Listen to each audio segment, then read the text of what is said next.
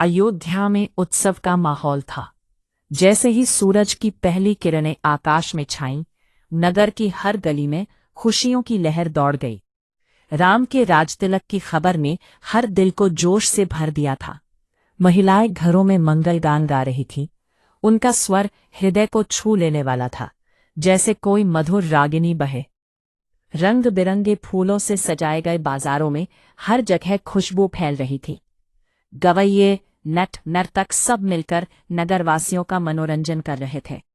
और हर चौराहे पर खड़े कदली स्तंभों के द्वार जैसे अयोध्या को एक नववधू की तरह सजा रहे थे, जो अपने वर का इंतजार कर रही थी। किंतु इन खुशियों के बीच रानी कैकेयी की प्रिय दासी मंथरा का दिल एक भारी धड़कन से भर गई।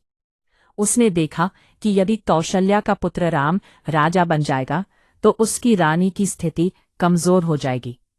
उसके मन में एक भय और जलन का तूफान उमड़ने लगा। क्या होगा अगर कौशल्या राजमाता बन जाए? उसने सोचा। उसकी दासियां उसे सम्मान देंगी और उसकी खुद की स्थिति धूमिल होगी। मंथरा ने तय किया कि उसे कुछ करना होगा। वह कैकेयी के पास गई, जो अपने भव्य महल में लेटी हुई थी। महारानी, क्या आप सो रही हैं? यह समय सोने का नहीं है। कल राम का अभिषेक होने वाला है, मंथरा ने कहा। कैकेयी की आंखों में खुशी की चमक आ गई। यह तो बहुत अच्छा समाचार है। उसने मंथरा को एक बहुमूल्य आभूषण देकर कहा। पर मंथरा का क्रोध उस आभूषण पर नहीं, बल्कि कैकेयी की अज्ञानता पर था। उसने आभूषण को फेंकते हुए कहा, महारानी, आपको ये समझना चाहिए। सौत का बेटा हमेशा शत्रु के समान होता है।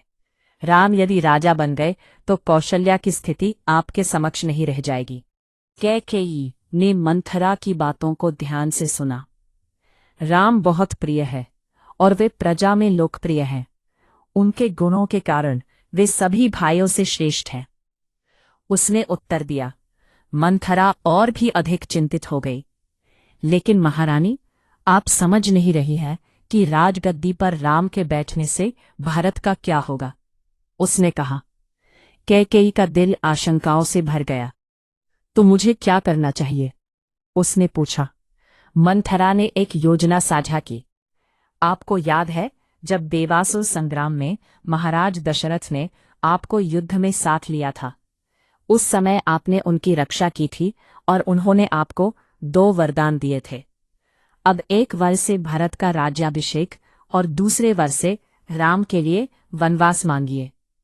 कैकेयी ने मंथरा की बातों को गंभीरता से लिया। उसने कोप भवन में जाकर लेटने का निश्चय किया, यह सोचकर कि महाराज उसे मनाने का प्रयास करेंगे।